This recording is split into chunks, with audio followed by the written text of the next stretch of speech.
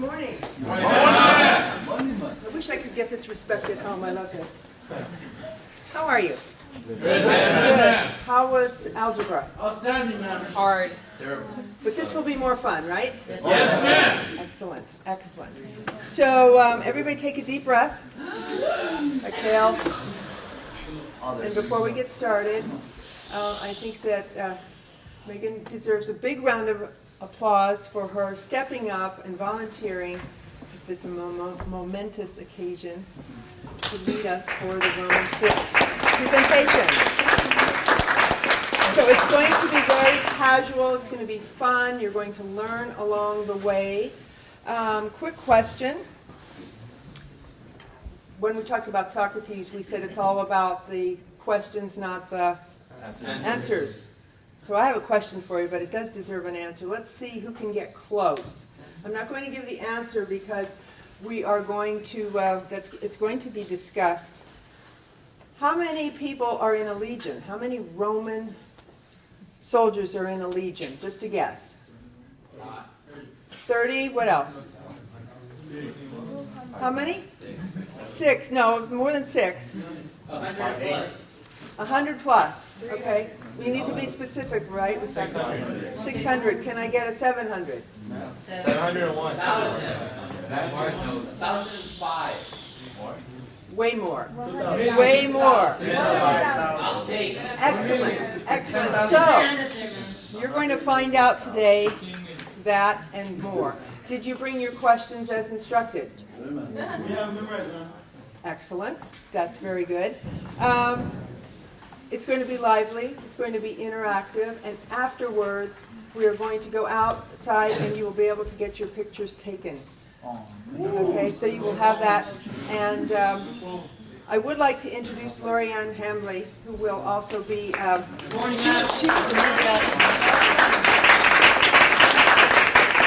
to say that Lori is the Yoda of the Legion 6.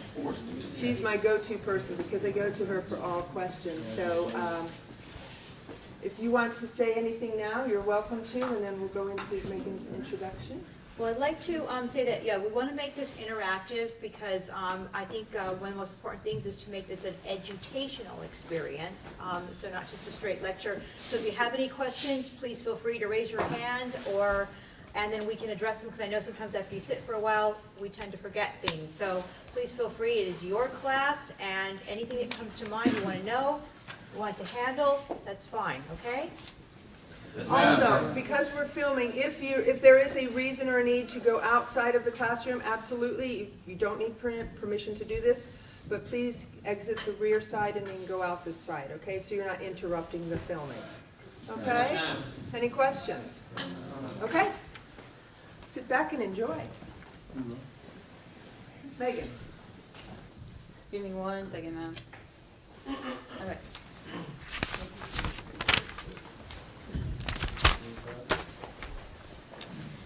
Good morning, everybody. Thank you for coming to today's exciting event by the members of the Legion 6 Historical Foundation. I'm Cadet Billington, a student at the Police Orientation Preparation Program, and it's in conjunction with Los Angeles College. And this presentation is with Professor Winter's Spring Semester Humanities course entitled People and Their World, Technology and Humanities. For those of you who are not familiar with these terms, technology is derived from the Greek word techne, which means craft or skill, and the humanities are comprised of disciplines or subjects of art, including painting, sculptures, dancing, theater, architecture. It also includes art history, music, philosophy, and language arts, which is like foreign languages. This course relates to technology to the humanities. It covers and provides opportunities to examine the interaction between society and technology, challenging and stimulating questions about cultural and social values. In light of these effects of technology from the Paleolithic period to the 21st century are developed and discussed. In this semester, we are studying some of the vast contributions of the ancient civilizations of Mesopotamia, Egypt, Greece, Rome, and the medieval period, to make connections with our modern civilization through the prism of various topics, which is communications, medicine, sports and leisure, military technology, and transportation. Today's presentation by Legion 6 is part of the military technology component of the course, where we make connections between ancient and present-day inventions. Everything you see and use was already created, molded, and made by ancient civilizations.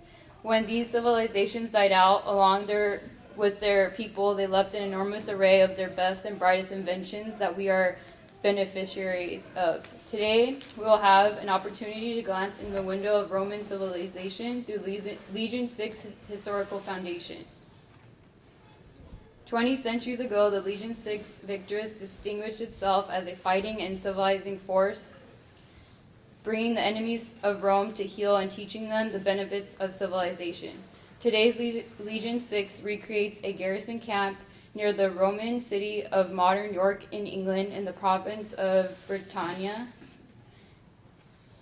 Their members portray the foot soldiers and officers of the Legion, imperial officials, and the civilians of Roman province. Their basic time frame is 122 to 138 AD during the reign of the Emperor Hadrian. Although subunits portray Legion 6 during the Republic and late Empire as well, they strive to inform, educate, entertain both themselves and the public, and to have lots of fun along the way. Towards these goals, they take part in film and television productions, military timelines, historical fairs, and other special events, as well as give educational presentations throughout Southern California. To stay sharp, they conduct drills and marches in full kit once each month. They also take part in experimental archaeology to help historians investigate how Romans may have done things. Finally, they enjoy the friendship that has shared their fascination with this important historical era. The Legion 6 Historical Foundation has sent members to speak today and provide static and interactive information that demonstrates the strategy, tactics, logics, and material of the Imperial Roman army during Roman Emperor Hadrian's era. The members will also discuss the history of the police force in Roman society from its roots in the Greek word polis, meaning city, and its adaptation as a term to describe the system of civil administration to the creation of specific branches of military service guards, and civil organization that perform some of the duties that our modern forces do today. Their goals are to acquaint you with the early history of policing and the Roman fire barrage, and to demonstrate how the U.S. police, in the larger perspective, the criminal justice system and Western world evolved from English law enforcement experience, which itself inherited many of the institutions of the Roman heritage. The speakers are presented in full period equipment and bring along items of field gear for presentation. They also address questions previously submitted by the POP students present today as part of the Humanities course assignment. Please have a warm welcome for Legion 6 representatives you see before you. They will introduce themselves in Roman character and in 21st century real time.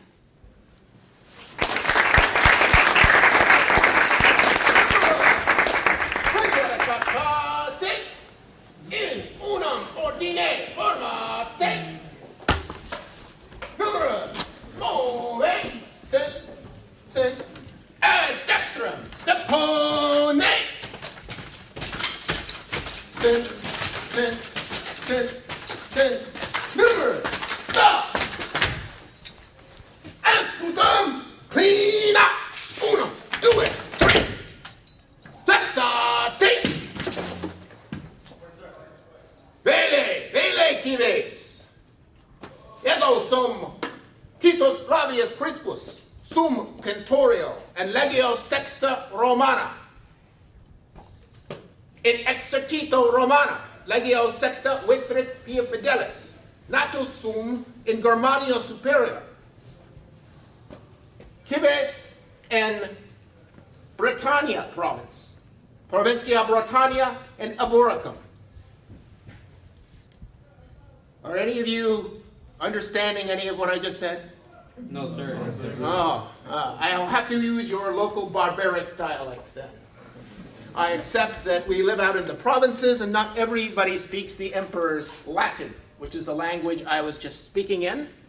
Our emperor, of course, is the great Hadrian, Hadrianus Augustus, ruler of the world as we know it.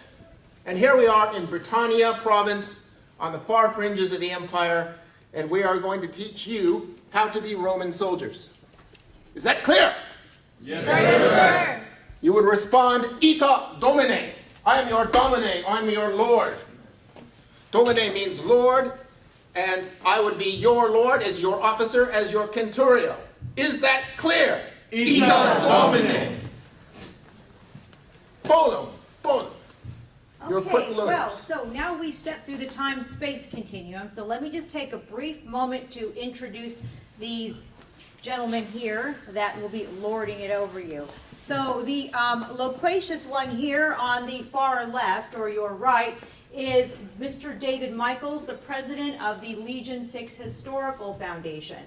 He is the Centurio Prima Pilis, the most high-ranking centurion. And his name for his character is Titus Flavius Crispus.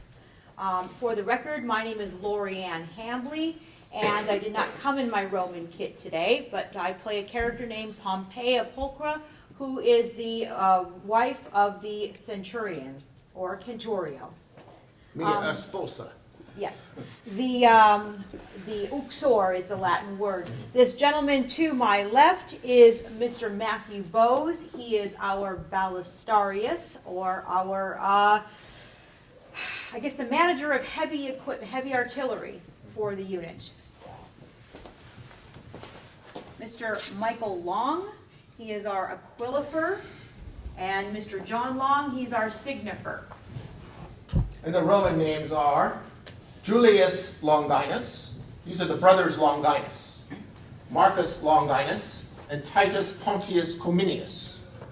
So everybody here has a Roman name in addition to their modern Latin name. Now, this class is called Technologies or Humanities and Technology. Technology in humanity. Technology in Humanity. The Romans, 2,000 plus years ago, built an empire that spanned just about everything we know of in Europe. They ruled North Africa, they ruled Syria, what we now call Israel, Egypt. All of this was part of the empire. Turkey, Eastern Europe, Western Europe, Britain, England, Spain, all of it came under the purview of the Roman Empire. And they ruled it all as one giant entity for more than 500 years. People talk about the fall of the Roman Empire. Oh, it's a terrible thing. The Roman Empire, the one thing everybody knows about the Roman Empire is that it fell. The more amazing thing is not that it fell, but that it held on for 500 years. This was a time when there were no telephones, no quick ways to travel around, no airplanes, no transport, no steamships, no trains, no cars, none of this. No way to communicate quickly, and yet still, somehow, this empire remained a intact political entity for more than 500 years. That's a huge achievement. Now, what made that possible? These guys made that possible. The Roman army. They're the ones that conquered the empire. They're the ones that made it all part of one big unity. And then once it was conquered, they're the ones that held it together and policed it. You are, gentlemen, all you are in training to become gentlemen and ladies, sorors and fratres, brothers and sisters. You're in training to become police officers. So the Roman army was the police force that held this entire empire together. And then each individual cities, there were hundreds, thousands of cities within the Roman Empire. Many of them had police forces of their own, including the city of Rome, which our lovely Pompeia will speak about in a little bit. But first we're going to talk about the army itself. Numerous. Scuta dorsum otio se. That little spiel I gave at the beginning. I am Titus Flavius Crispus. I am a senior centurio, Centurio Prima Pilis, in Legion 6 victrix pia fidelis. The 6th legion, victorious, loyal, and faithful. That's what all that means. Now, people ask, what does a Roman soldier look like? I mean, people have seen them in movies. You see them in movies, on TV. You see representations of them everywhere. And asking that question is a little like saying, well, what does an American soldier look like? What did he look like in the Civil War? What did he look like in World War I? What did he look like in World War II? What does he look like now? It's completely different. And depending on what slice of time you take, a soldier can look totally different. Their equipment can be different. They can carry different gear. Their armor and equipment can be different. So we will, for a moment, examine what a Roman army looked like at the very peak of the empire. And you could say the peak of the empire was in the reign of our Emperor Hadrian. This was at a time when just about all of the Mediterranean world was under Roman control. The empire was at peace. There were not many wars going on, little brush fire conflicts here and there, but there were no massive, great big wars going on. And the reason that was is because the Romans had pretty much exhausted all of the enemies that had thrown themselves against it. They had defeated them, and they did that by a few things. They were great at adopting technologies. They were inventors and innovators themselves, but they also were great at stealing other people's ideas. The Greeks, the Celts, the Persians, people they came up with. They were terrific at taking these ideas and making them their own, and improving it, incorporating it into their own fighting system.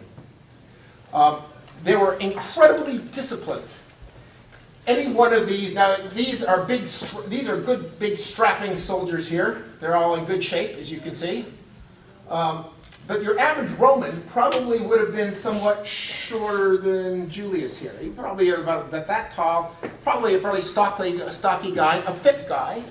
But he wouldn't have been a huge hulking barbarian like they all came with. Some of these Germans, some of these Celts they came up with were big guys, big muscular guys, and they'd been raised their whole lives to be warriors. They were raised in a warrior culture. They were trained to, from birth. They were trained to be ferocious warriors, to prove it to everybody. They're the greatest, they're the strongest, they're going to prove it to their whole tribe that they're the biggest and the strongest. And consequently, you have a tribe of people all trying to prove that they're the biggest and the strongest. And any one of these guys, if you match them up against a Roman soldier, might beat the living crap out of them. I mean, they might be much bigger, much stronger. But it's the discipline that made the Roman army different. They didn't fight as 5,000 individuals. They fought as one machine. Now, in all fairness, okay, there's going to be a veritable spectrum of people in the Roman army, because at the time that we're representing, as Cantorio has said, we're in the time of Hadrian, where the empire is stretching from Spain all the way in the west to just about to the gates of Persia in the east, north to Scotland at the Antonine Wall, and south to North Africa. Some say even in between there. We have some evidence that there were some Romans around Central Africa on very limited little kamikaze expeditions looking for gold.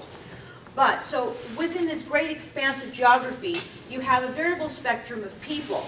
But what we're trying to put forth is that you might have guys that are really big and really wide, but the traditional barbarian was an individual, was the rugged individualist, was the lone warrior, and everybody was out for their own personal gain and their own glory.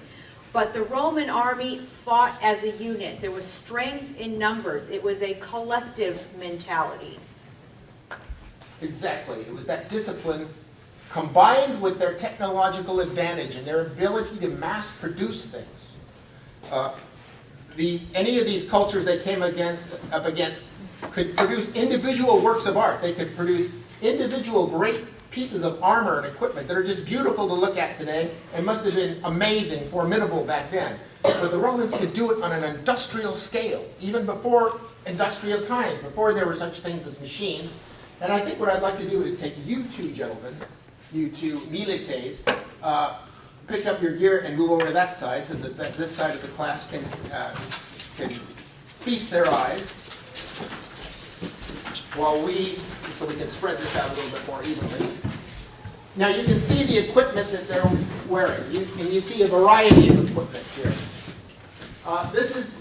Pontius here would be your standard legionary.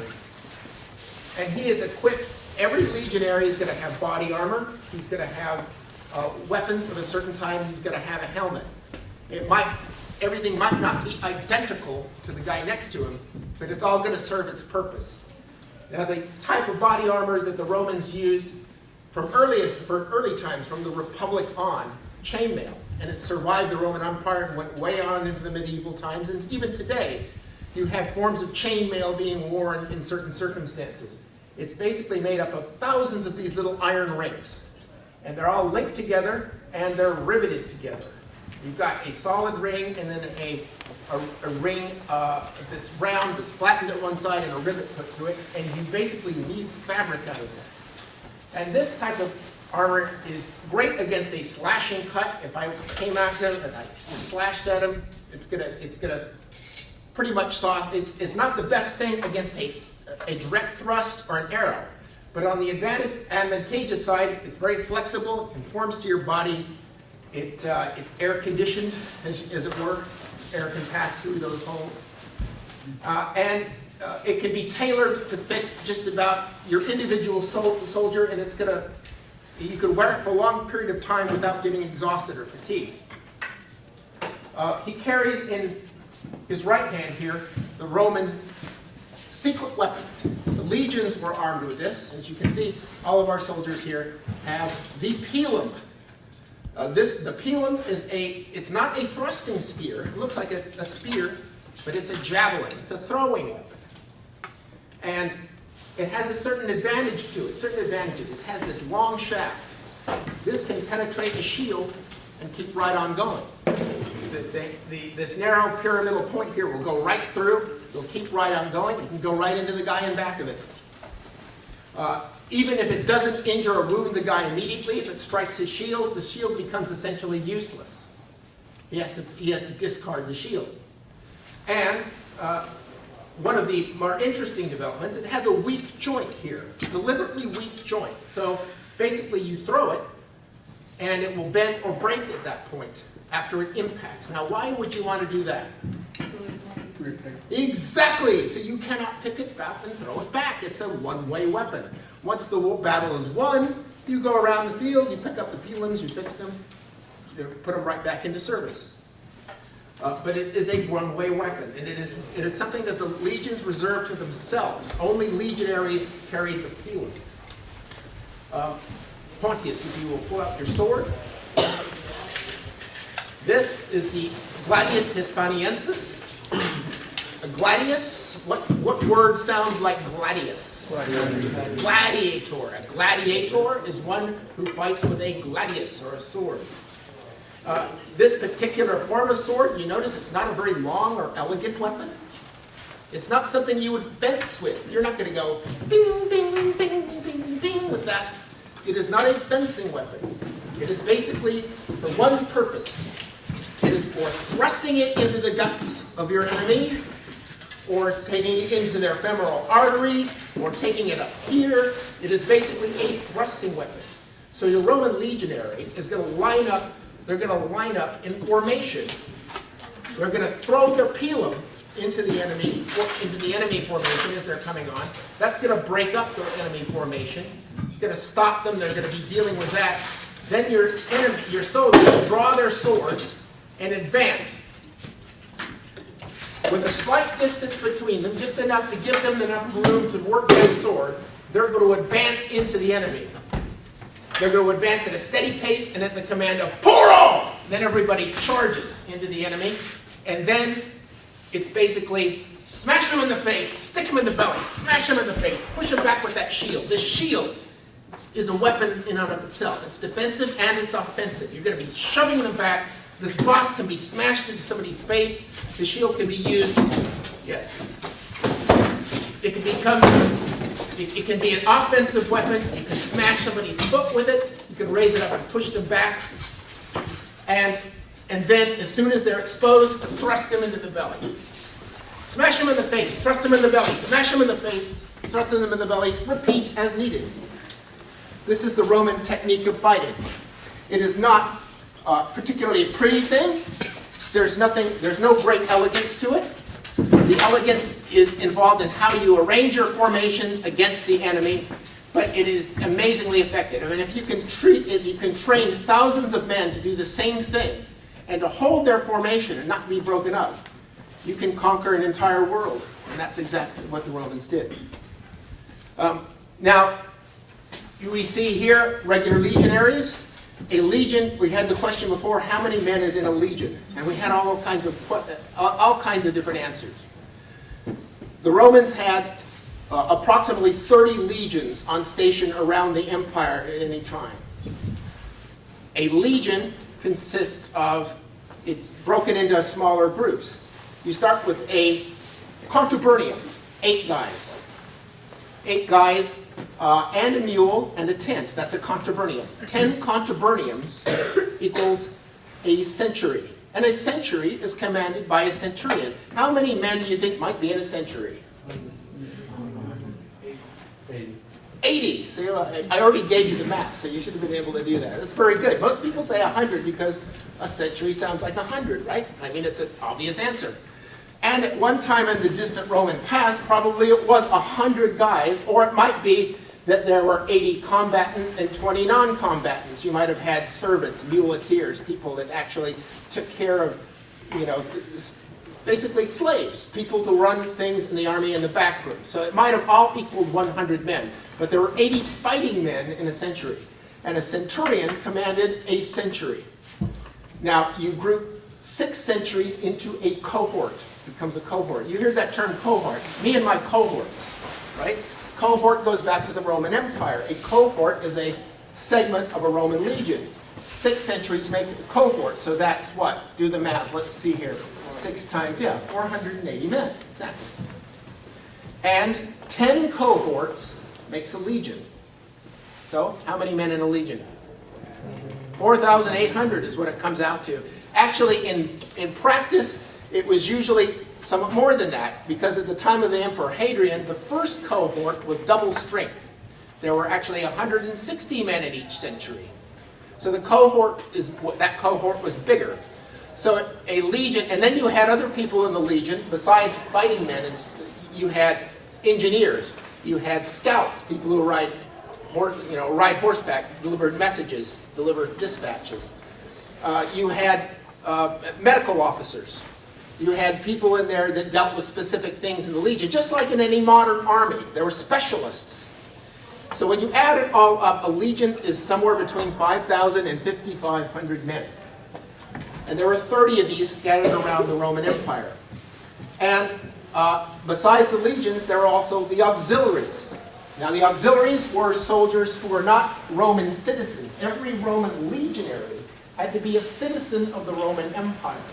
And when that started out, that meant you were basically an Italian, because people who lived in Italy was very early on absorbed under Roman rule, and everybody in Italy essentially became a Roman citizen.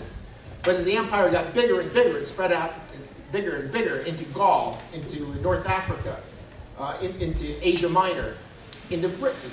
People all over were given the grant of Roman citizenship. It was a reward because it meant you were exempt from certain taxes and you came under Roman law.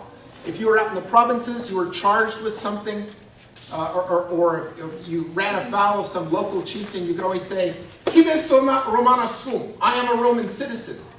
Your law does not apply to me. Only Roman law applies to me. So I cannot be tried by any of you local yokels. You have to take me back to Rome, or you have to send a Roman magistrate out to try me. And I can only be tried on Roman law. There are privileges to being a Roman citizen. Only legionaries could only be Roman citizens. Auxiliaries could be the local people, anybody recruited locally. And that meant that Syrians and Gauls and Britons and North Africans, Numidians, people from all over the Roman Empire could become Roman auxiliaries. And once you'd served your term in the Roman auxiliaries, then you got a plaque. You got a little bit of a diploma. Just like when you graduate from the academy here, you will receive a diploma. Well, once you've served your time in the auxiliaries, you will get a diploma saying, I am now a Roman citizen. Not only am I a Roman citizen, but my wife and children are now Roman citizens, and everybody descended from me here on out are Roman citizens. And that way, they extended the whole privilege of citizenship throughout the Roman Empire. And they basically made the whole world part of Rome. Pretty smart, yeah? So we've dealt with how big a legion is. We've dealt with how many men are in it, how many there were. Now let's get down to some of the duties of the Roman legion. As I pointed out before, the Roman legions were the police force of a huge empire. And when you have an empire that size, well, you have to keep it under control. You have to keep the taxes flowing because, like any modern state, what keeps it running are taxes. These guys were all paid. Legionaries aren't doing this just for the fun of it. They're doing it because they're professionals. They're getting paid.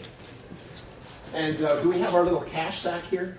We do. It's Yeah, right we do. in the milky-less bag. Yeah, the Roman state used money as a form of propaganda. It was a way to pass information around. Your coins had the image of the emperor on one side, and on the other side, or the emperor's wife, or the emperor's relations, anybody the emperor wanted to play up, he would put on the coins. And on the reverse, he would have some propaganda message. It would say like a personification of peace, or security, or happy times. That was the Felicitas Temps, happy times. He was telling everybody, and usually when you see messages like happy times, that means that things are really going to hell really quickly, because it's just a way of trying to calm everybody down. Oh really, it's okay, everything's all right, happy times. See, it says so on the coins. And there are various kinds of coins. You had big brass ones like this. The silver denarius was sort of like the $5, the silver denarius was like about a $20 bill. And Roman legionaries got paid, in the time of Hadrian, got paid 300 silver denarii a year, so that comes out to $6,000. Doesn't sound like a lot. But remember that a Roman legionary, his meals are all paid for, his medical care is paid for, his housing and everything like that is all paid for by the state. So that $6,000 or that 300 denarii a year is basically just kind of spending money. Or you can put it into a legion bank. The Aquilifer, the guy who holds the eagle, this guy right here, is the legion's banker. He was in charge of keeping everybody's accounts. And if he wanted to take some of your money, have a little deduction, pass it on to the Aquilifer, he sets it aside, he starts an account up for you, gives you interest and all this kind of stuff. It was just like today. They had a lot of the same institutions as today. He would keep it in a big strongbox. And then at the end of your time in the army, you got your retirement bonus plus whatever money you've been setting aside. So you could retire with a nice chunk of change. And when we, before we started the class, we had, I had the fortune or the pleasure of listening to a little video that was on. It was about, I guess, some contributions from their payroll toward, I guess, like a health and welfare type of association for the families of fallen police officers. Well, the Roman army had something similar, and what we do know is they had what was called like a burial club, and a portion of each soldier's pay per pay period would be put toward the burial club. So if he died in service, his funeral would be paid for. We don't know for sure if any money would go to the widow or the legal widow, because soldiers were away from their families for quite some time. A lot of them had common law spouses and children who were not citizens. But we do know that the soldier was buried, and from out of the expense of his burial club donations. And the Aquilifer would have been the one also to take care of those monies.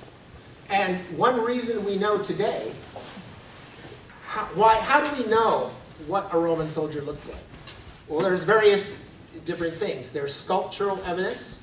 There's actual pieces. They have found they found several crates of this type of armor. Archaeologists found this in northern England, a place called Corbridge, in a Roman fort. They excavated, they found a chest, about that size of a chest, crammed with 16 different pieces of this type of armor.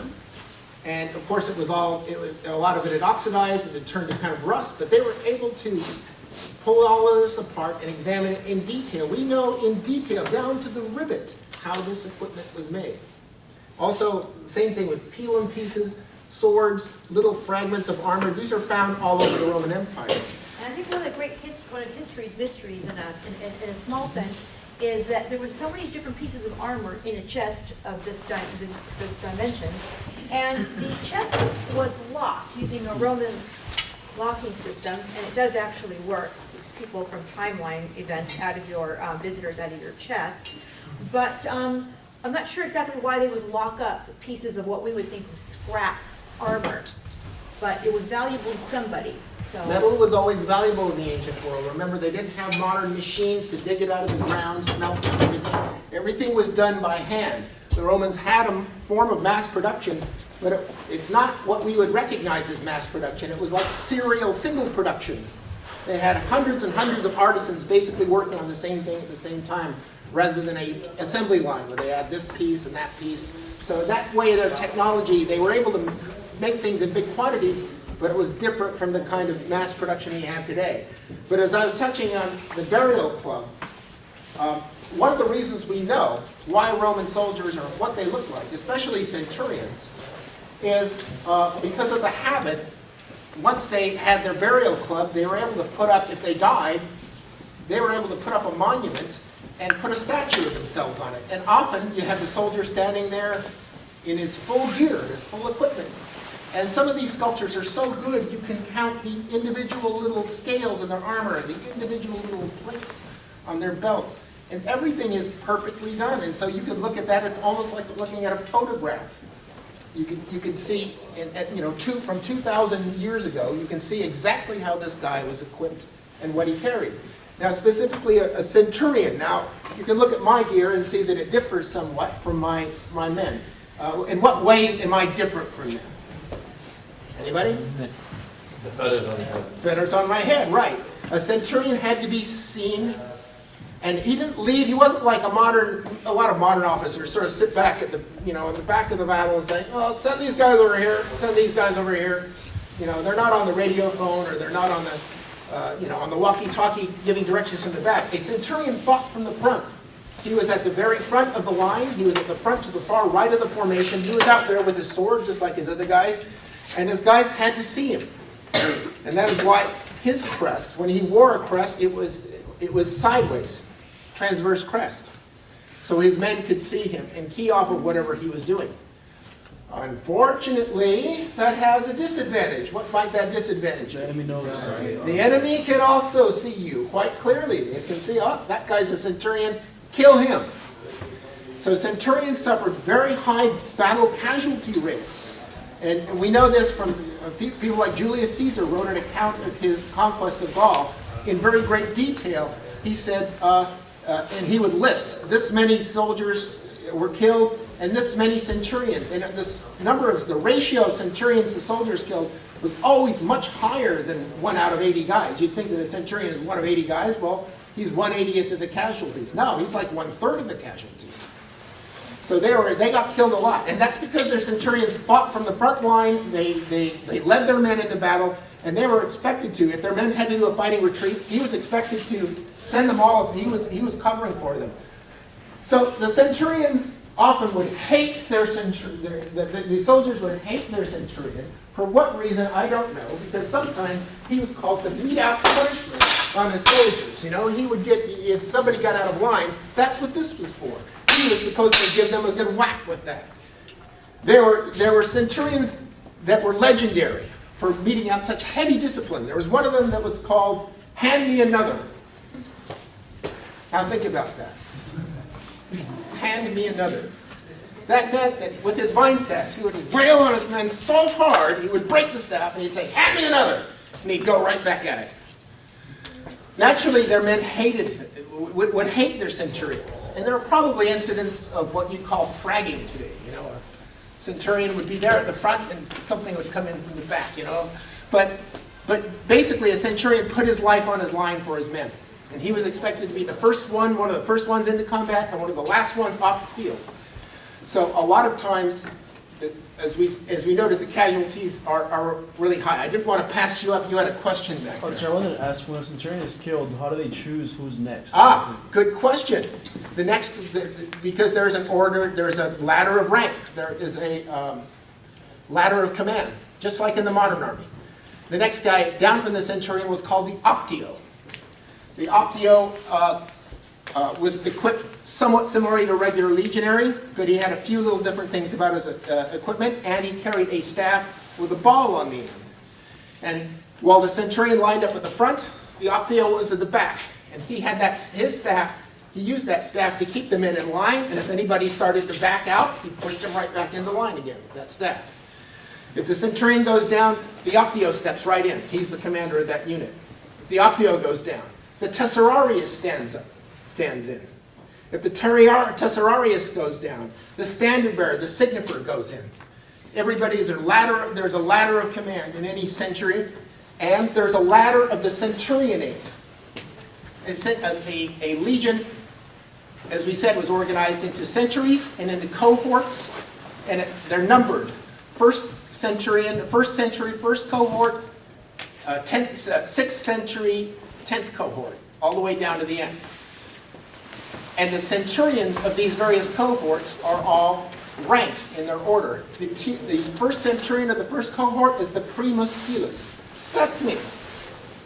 He's going to be the top centurion in the entire legion. And if he survived that long, because we talked about warfare, casualties, he's really good at what he does. If he survived long enough to become a primus pilus. Or he's really lucky. Or there haven't been that many wars, you know. I mean, but generally, a first centurion of a legion is a very experienced guy. He's been in the army for 15, 20 years. He's survived that length of time. He knows all the ins and outs. Really, he's the guy that runs the legion. There's a general over him.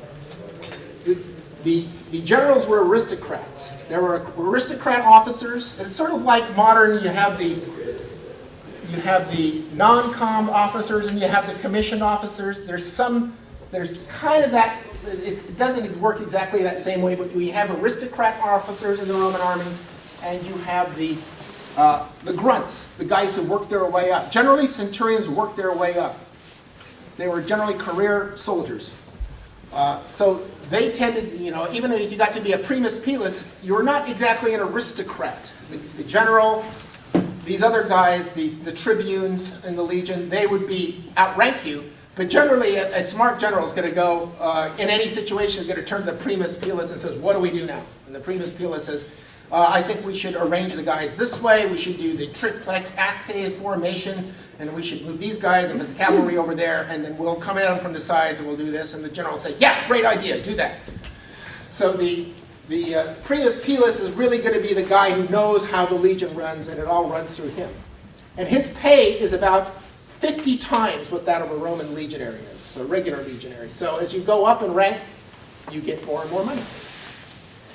Yeah. Sir, how will you rank up, or what do you have to do? Just have to raise in the ranks of the Roman army. You just have to show initiative. You have to be a good soldier. You have to have obeyed, you have to know how to obey orders, and to show initiative when the time is right. You can't be a malingerer. It's like the modern army.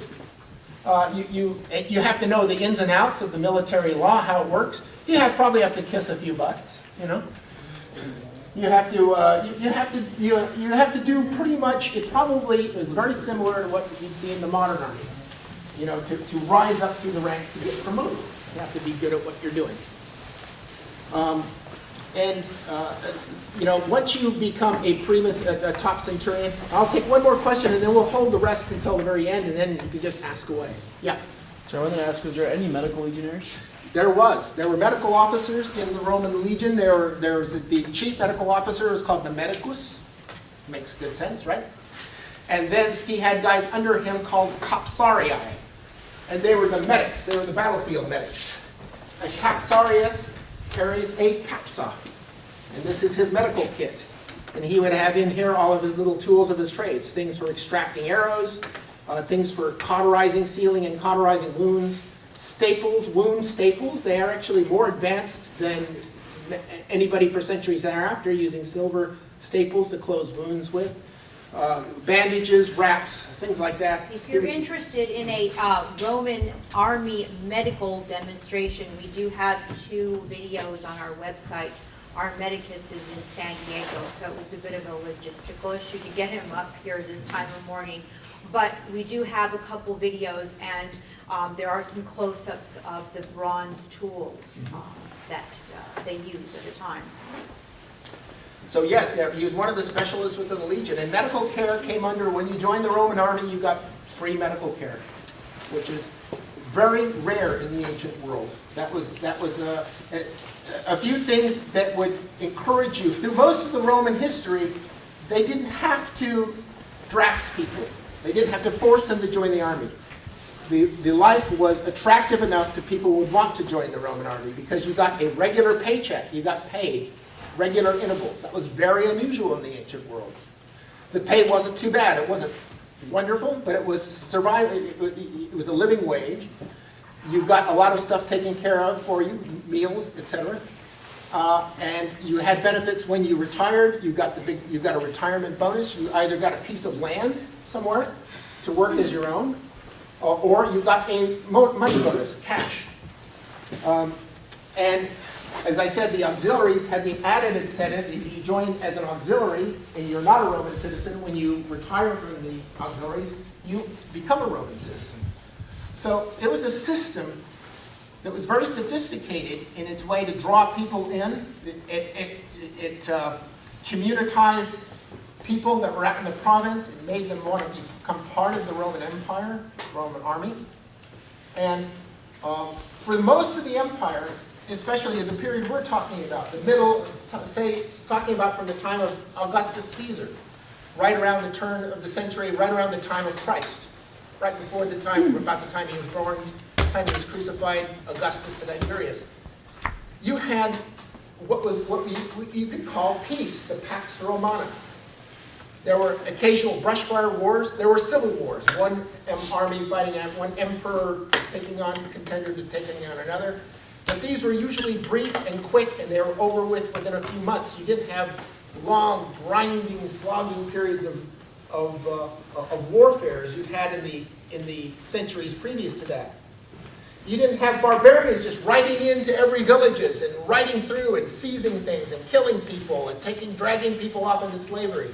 You didn't do that because the Roman army wouldn't hold with that. They'd go out and they'd find those barbarians and they'd hunt them down and they'd those war bands, and they'd either drive them out or they'd kill them. So you had peace and you had order within the Roman army, Roman Empire. Yes, you had to pay taxes, but most people did the equation and went, yeah, it's worth it. I'll pay my taxes. So you're going to see that at different periods of time, politically, that you're going to see in times of peace or in times of warfare, you're going to see an acceleration or a deceleration of change in equipment. And so I think that's kind of important. The time that we're at is a time of peace. So you're going to have equipment staying in service for a longer period of time. But in the early part of the empire, in the transition from the Republic to the early part of the empire, you're going to see a more accelerated evolution of equipment. And that's why we brought some of the helmets here. I wanted to demonstrate that there are some marked developments in helmets in quite a short period of time, sometimes 25 to 50 years. That doesn't sound like a short period of time, but in the greater span of history, it's really a drop in the bucket, quite literally. So if we can talk about these type of helmets, would you like to? Yeah, as I said before. Before we start, though, let me just add that you're going to see not only in the Army, but in related things, like we'll talk about in a little bit a while about the gladiator equipment, that equipment changes in response to the equipment and the strategy and tactics of the enemies of Rome, or who you're fighting. So this represents our earliest helmet that we're going to talk about today. This is the Montefortino helmet. David, you want to talk about, or Sure. what are the gentlemen? As I was saying before, if you ask what a Roman soldier looked like at different times, he looked different, just like an American soldier. This would be like the equivalent of the Civil War or World War I American soldier. This is the Montefortino type helmet, and it's a copy off of a Celtic design. The Romans encountered the Celts first in about 300 BC. The Celts were these wild people that lived up in the northern areas of Europe, Gaul, Britain. They swept down into Italy right around 300 BC, or the 400 BC. Well, they find around the northern Italy, around the 296 the BC. fourth, Got the it, yeah, 4th 300 century. BC, yeah. They swept down. They actually overran Rome. The Roman legions, they just brushed the Roman legions aside, and they just ran right over, and they actually took the city of Rome for a while. But they weren't one huge linear migration. Yeah. Let me just point out very quickly that Celtic, it's a broader, it's a huge expanse of different Celtic language-speaking people. Rome started its helmet development on this end here by when Julius Caesar moved into Gaul and he encountered the Gallic tribes. Well, this type of helmet was basically a Celtic design. And the Romans, they saw how easily their Greek-style equipment had been defeated by the Celtic-style gear. The Celts were master metalsmiths. They produced chainmail, which the Romans had never really encountered before. Once they saw the chainmail, they adopted it. They adopted it into their own army. They adopted the Celtic helmet. And this stayed in use for about 300 years. This was like the most popular Roman helmet for the longest time, from the time of Hannibal in the 3rd century, like around 250s BC, all the way to the time of Julius Caesar, just before the time of Christ. This was probably the most common Roman helmet. And we do know that the Greeks did, of course, go into Italy and settled in southern Italy and the Campania area, and it was called Magna Graecia. We do see evidence of Greek-style helmets. But if you think about, everyone thinks of the 300 and the closed-face helmets. Now, how would that would not have worked in the Italian peninsula as the Romans started to gain power with the Italic type of enemy, or the Gauls, because they didn't fight in block, they needed to see. And something like this was much more advantageous because you do have you can see and you can pretty much hear. And it's a simple helmet that's easy to mass produce. As time went on, the Romans started adding little features to it. This is called a cullis type helmet, and it's kind of a development from the Montefortino helmet. And you can see they added this to the front. That is to stop a blow from coming in this way. You can think of it as the visor on a modern riot type helmet, tactical helmet. Almost the same type of design. And like that, it also has an extension in the back to protect your neck. This has a much bigger flare in the back. And it has these big cheek pieces to protect your cheeks. And it has added little features, a little knob to attach a crest to. And little feather holders, too. Little feather plume holders, right. And then another development of that was the Imperial Gallic. This is an early Imperial Gallic type helmet. And you can see they've shifted from brass or bronze over to iron. The Celts were master ironsmiths.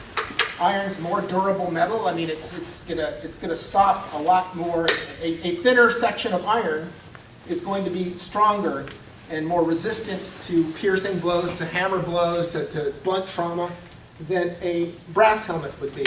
So this is what we call a Gallic A-type helmet. And as time went on, it developed into the later Gallic models, the Gallic G-type helmet, which is much fancier. As time goes on, they tend to get fancier and fancier, and had, besides useful features, they also have little decorative things, like the little floral bosses. And then, Other let's kinds point of, out Matt's cross bracing on the top of his helmet. Right. Now that is an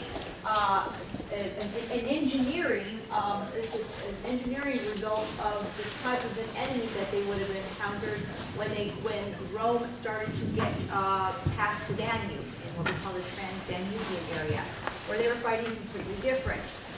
The tribes were using longer, heavier swords, or something called a falx, and they would swing overhand. the falx is basically like a scythe, almost like a farming implement, two-handed sword. And the Romans, when they encountered the Dacians for the first time, were shocked that the scythe would come down and the point would go right through the helmet. And they lost a lot of men that way. So and you can see it happen archaeologically. You find this type of helmet with these pieces retrofitted to it, these big these iron cross beams retrofitted to the helmet to stop that piercing blow. And then as time went on, this became a regular feature of the helmet. You started to add it from the beginning and even put little decorative little things in there to pretty it up. And then also the widened and elongated neck guard. It's probably the widest that it got in the Roman Empire. And also this form of body armor, the lorica segmentata. You see this in movies. You see it on Trajan's column. This is Emperor Trajan marched into Dacia and conquered it, and he also conquered what we now call Iran, Iraq. Had the same experience the Americans had in Iran, Iraq. When he got in there, he found that it was easy to conquer, not so easy to hold. So they eventually pulled out of Iran, Iraq. They left a puppet king in their place, and it was almost like history repeating itself as you see today. But the form of armor you see most on the Trajan's column, which is a wonderful piece of architecture in Rome. It's a column with like a spiral relief. It looks like a cartoon strip showing the conquest of Dacia on this. And the soldiers, there's hundreds and hundreds of soldiers shown. And most of them are wearing this type of armor, the lorica segmentata. And this came into use right around the time of Christ, maybe a little bit before that, right around the turn. You go from about maybe 10 or 20 BC, it came into use. And it seems to be a completely Roman invention. The Romans adopted other people's type of armor, but in this case, they seem to have invented this directly. It was a Roman invention, and it might have come out of gladiatorial equipment, the stuff that happened in the arena. They started to see how effective some of that was, and they adopted it to the military. But this type of armor, as I like to demonstrate, is probably the most protective type of body armor that was invented in the ancient world. They could produce lots and lots of it. It was munitions grade. They could mass produce it. It didn't have to be so closely tailored, and it would resist just about anything. I mean, yeah. I mean, it is completely resistant to a penetrating blow, to a thrust. Nothing's going to get through that. And besides that, if you were to say swing at somebody with a big club, some of the other barbarians you came up with had nothing more armed with nothing more than a club. If you swung it at him, this would take the force of the blow and it would send it right through to the limb underneath it. So he might get a broken arm, or he might suffer a huge contusion. He'd be wearing a padded undergarment under this, which would take some of that, but this is not so great. Great against slashing blows, not so much against blunt trauma. This, on the other hand, you can hammer away all that, and he's barely going to feel it, because it will absorb the force of the blow. So that type of armor came into use right around the time of Christ, and continued for about 250, 300 years, and then abruptly it stops. It drops out of use. And like around 300 AD, you almost never see the lorica segmentata anymore. And it's interesting because why would such an effective form of armor stop being used? Anybody have any ideas about that? Mobilization? Exactly. Yeah. Exactly. We're coming into a period of time where the empire is moving farther east. They're encountering different types of warfare, different types of fighting. The Army has gotten, because of a peripheral economic crisis, the Army has, it's changed its structure. It needs to be more mobile, and this does not work well on horses. And also, it's a wonderful piece of armor to look at. It's very effective in the field. It is a maintenance nightmare. It is very difficult to keep that in good shape. All of these little fastenings and fittings on it are rust traps. Rust develops in there, weakens it, falls apart. You have to scrub away at it all the time. It has lots of straps on the inside. They break. Even as reenactors, we use this part. The loricas are breaking often, right? I mean, they come apart. And so you have to spend time banging away at it to fix it. It is the perfect armor for an empire that is mostly at peace. And from the time of Christ until about 250 AD, the empire was mostly at peace. A legion would be called up to fight maybe once every couple of years. Mostly it's just patrol duties, training all the time. Patrolling the frontiers, keeping the barbarians out, keeping local disturbances at a minimum. Starting in about AD 200, 220, it all changes. There's more and more enemies starting to attack the empire from different sides. You've got the barbarians, the Germans attacking in the north against the Rhine and the Danube frontier. They're starting to punch through the populations. The population on the outside is growing. The population on the inside, the Roman Empire, is stopped. It's kind of like modern America. The population flattened out and it stopped growing. And then in the second century, you had a terrible plague. A plague probably wiped out a quarter of the people in the Roman Empire. Even with all the great medical care and everything they had, they were still completely vulnerable when a plague came wiping through. So suddenly you had a lower population on this side. The barbarians are growing. They're seeing that for hundreds of years, this civilization on that side of the frontier, on that side of the river, on that side, those guys have got cities, they've got bathhouses, they've got markets, they've got roads, they've got all this great stuff. What have we got on this side? We've got our farm, our dirt farm little life, and we've got people raiding all the time, and we've got, I want what they've got. So they started pouring over the frontiers. They started punching through, and the legions couldn't stop it all. They were just, they overwhelmed the local legions. And for 150 years, you had constant warfare. And the Persians were attacking in the east, the barbarians in the north. Suddenly, that time of peace that was all forgotten, suddenly legions were called up at any given moment. You need to pack your stuff and move there. They're punching through the frontier there. No, oh no, now they're over there.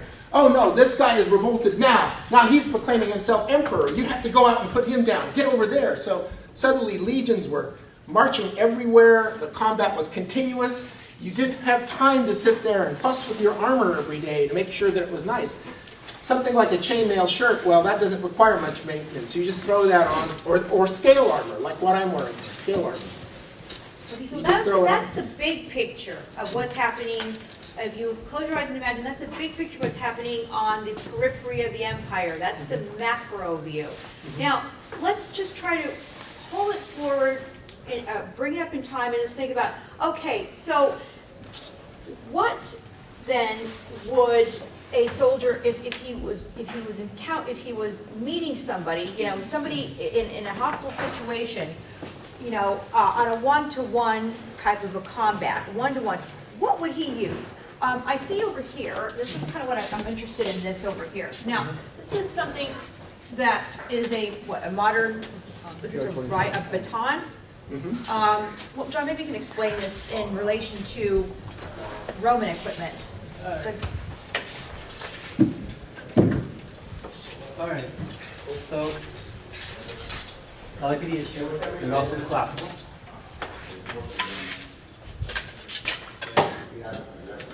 So if I also look at it, not too much longer.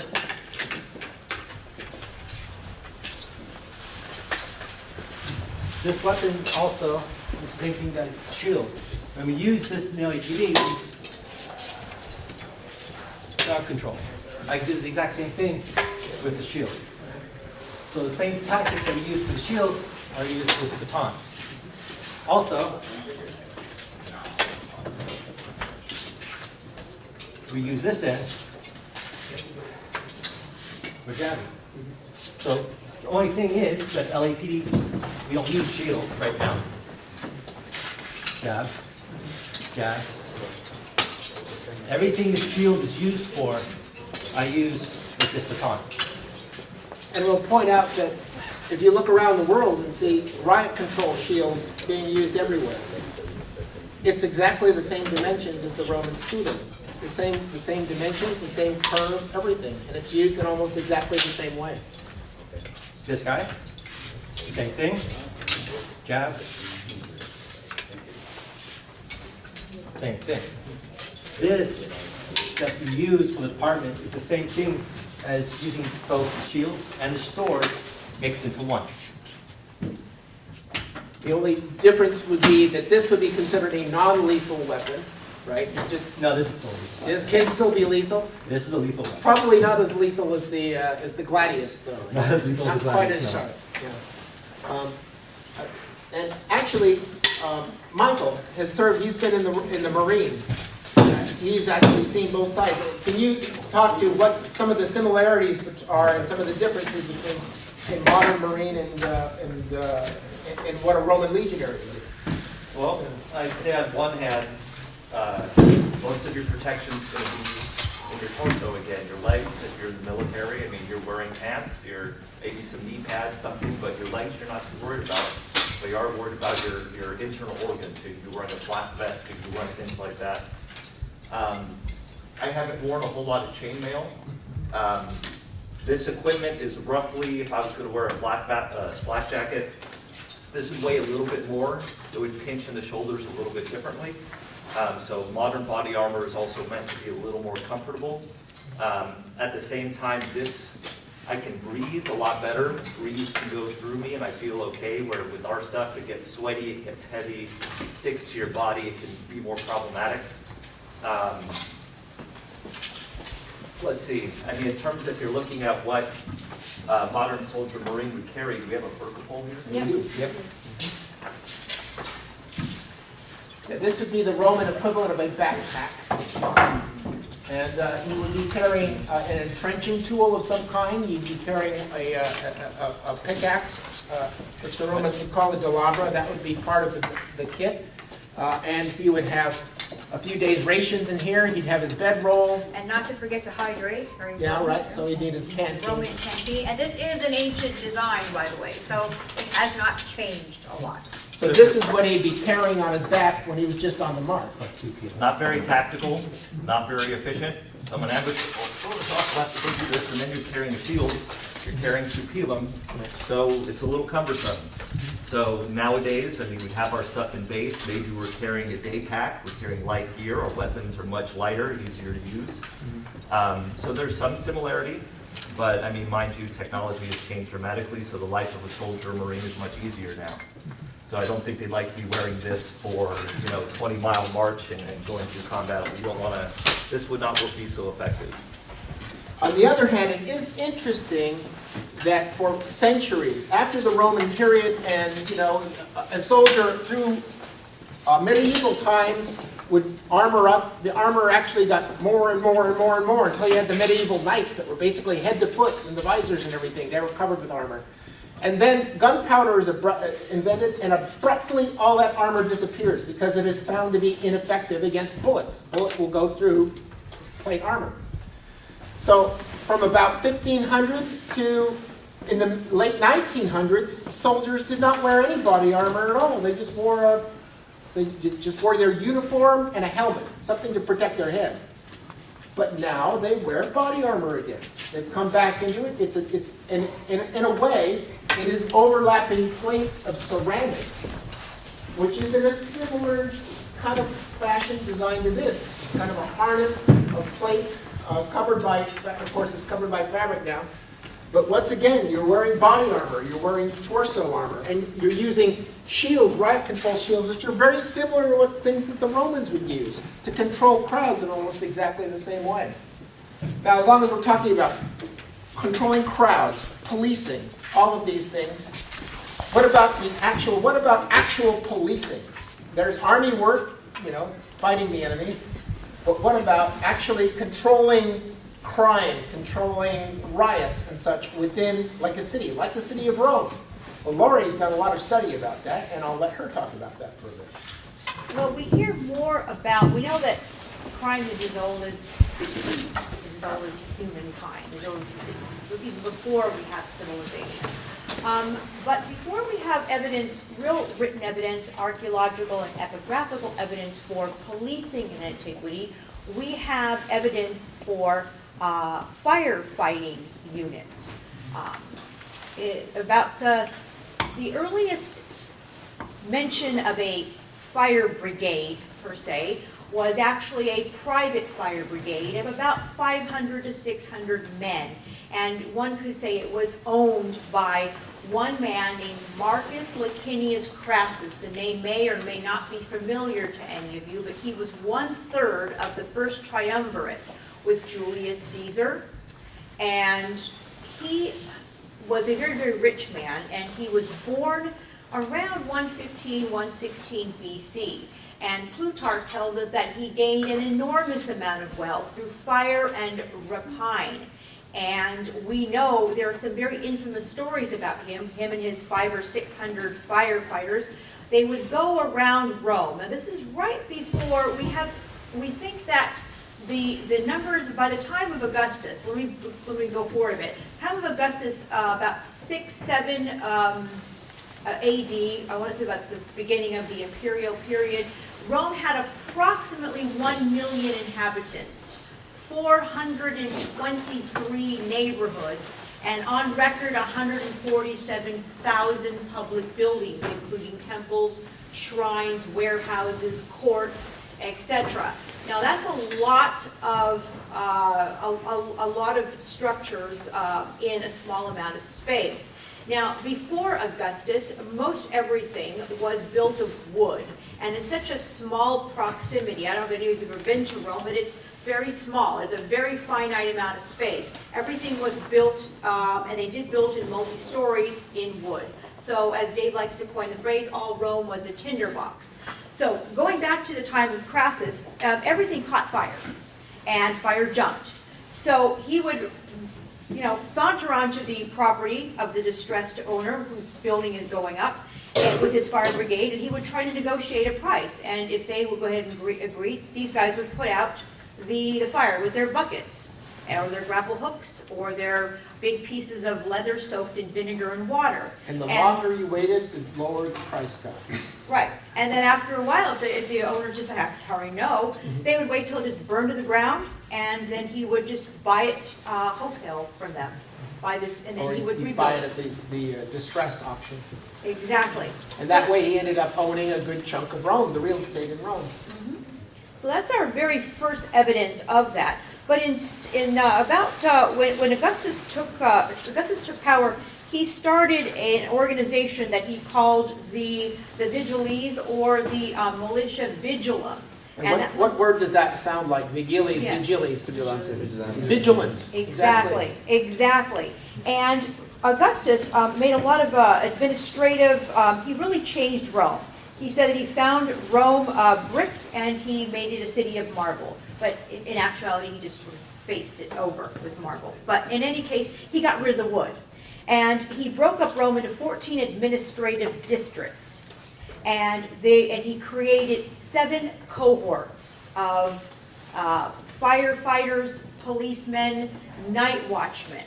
And if you do the math, I wasn't born with the math gene, so I had to read this twice. So basically, each cohort was broken up into a statio, or a station, sounds like station, and an excubatorium, which is sort of a guardhouse. And there were 2 of these in the district. So there were 7 cohorts of vigiles, or vigiles, as we say in Latin, and 14 administrative districts. So they were concentrated primarily in Rome. Now, by the time of the Emperor Tiberius, we know that there was a very large cohort of vigiles in Rome's biggest port city, called Ostia Antica. And I've actually visited the barracks there, and we think that it is a barracks built, these barracks were taken over by the cohort of vigilees, usually from through private sales. They were villas because they occupied a large amount of space. And what they were is that they were basically firefighters with some policing duties. And we know through our records in Rome that they were broken down into different types of firefighters. For example, we have the Vigiles Aquarii. And can anybody guess what might have been in their purview? Yes, exactly. And we have the Vigiles Balnearii.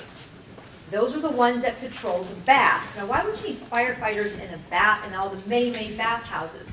We think, okay, maybe they weren't firefighters, obviously, but they were most likely security against pickpocketing and crimes of opportunity that happened at bathhouses because people would check their clothes into little cubby holes.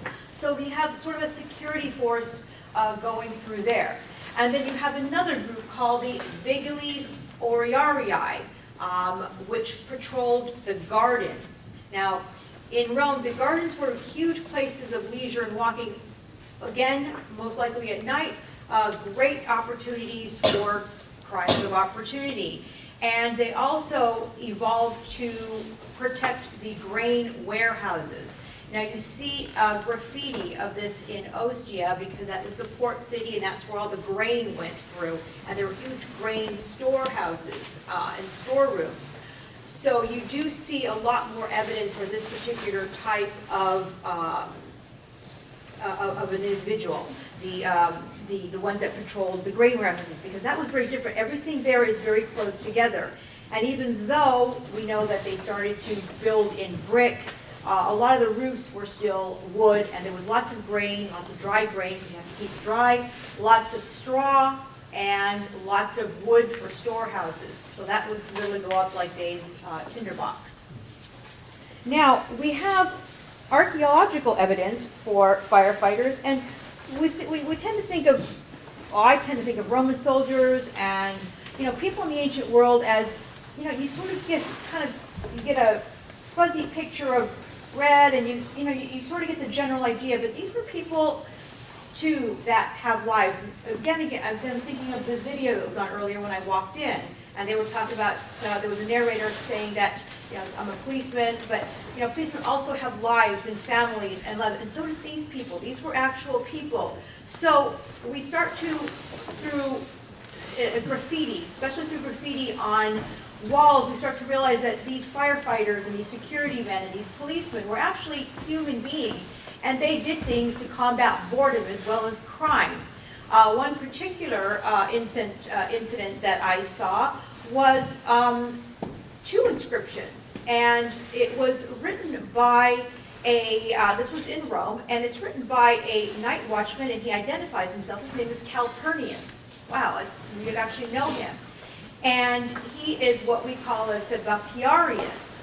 And that was a man that sort of walked around. He had some policing power, but it seemed to be a duty roster, and they would go around and they would light tallow candles. They'd walk around with tallow candles, and immediately I thought, wow, this sort of sounds like the PCs, the police constables of late Victorian London.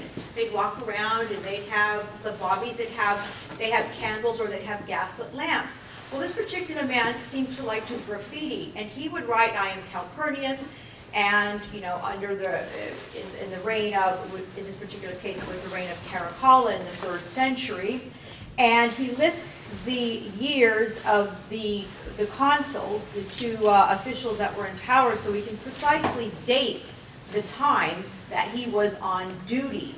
And he basically says that here I am, and I'm on my patrol. And then he also mentions that, and he makes this inscription in a shrine, and he basically says that he hopes that this particular consul will be consul for another 10 years. I mean, it sounds sort of silly to say, well, I hope that Obama's going to be president for longer.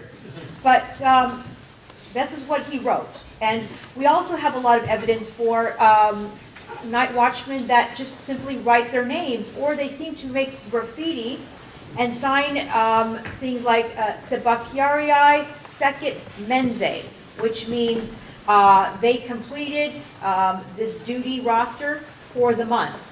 Yes. Fecit, the word is fecit, just to make sure.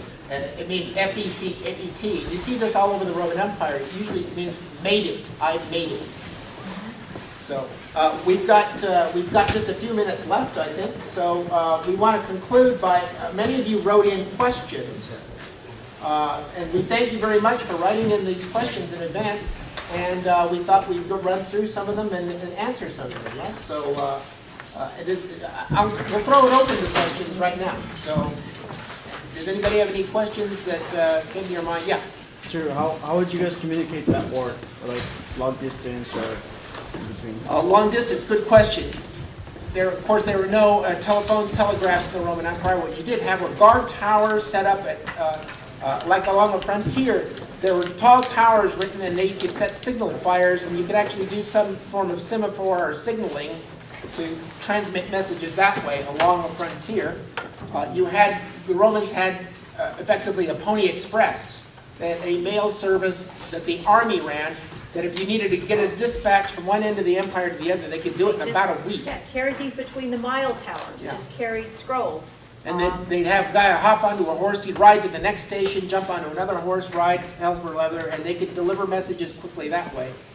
And then on the battlefield, in the middle of a battle, you pass signals by horns. You had actually musicians in the Roman army. That was a form of officer, and they had two different kinds of horns. They had a big, sort of curly, like a very thin tuba called a cornu, and then they had a straight horn called the tuba. And you could actually, you set signals, different horn blasts meant different things, and you could signal that way on the battlefield. Any other questions? Have we done such an excellent job? Do we have any of the questions written down that they wrote in advance? Unfortunately, I forgot it on the car. Oh dear. Okay. Quickly touching on firefighting gear. What kinds of things did they use? How did they fight fires? Rome was a tinderbox. It burned down. There were huge fires at various times. Whole sections of the city would go up. How did you fight it? They had pumpers. They had basically their technology had risen to the point where they had hand pumps. They could Bronze actually, pump engines, you could yes. just direct streams of water up at fire, so they had pump engines. But more often, this tool that they use there is similar to a tool we have today. This is a pickaxe. The Romans called this a delabra. And the only way to stop a really big conflagration was to deny it fuel, and that is to tear down the houses in its path to create fire breaks. And they had actually artillery.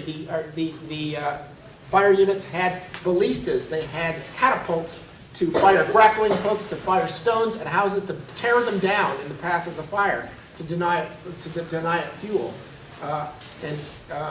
That is probably where the story goes. You've heard about the fire of Rome, that Nero burned Rome down so that he could build his big golden palace. And then he sat up there on the roof fiddling or playing his lyre while the city burned.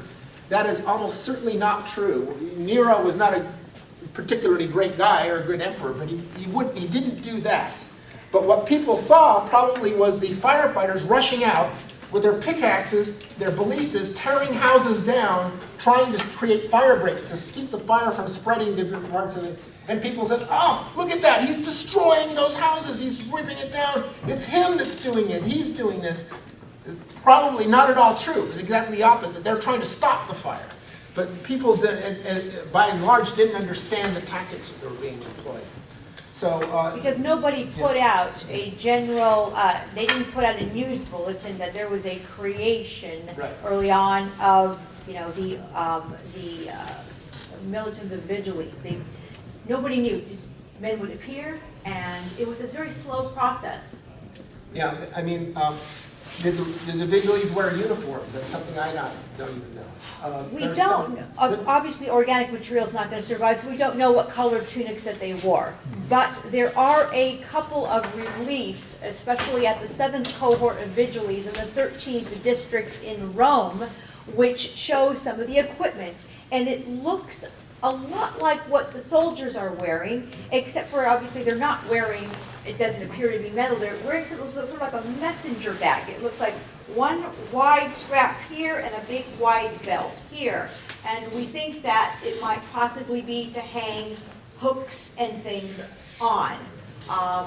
And it looks like there's something that's wrapped around them. We think that might be a wet blanket or sort of like a wet piece of leather like a chamois that they might be able to unroll and put over them, or else to smother the fire. So, we now are down to, We're down to one last question, which Yeah. is mine. Okay. The question is, what is the Roman salute for a Roman emperor? What would that be? that's a good question, but in most of the reliefs and everything, it is simply something like this.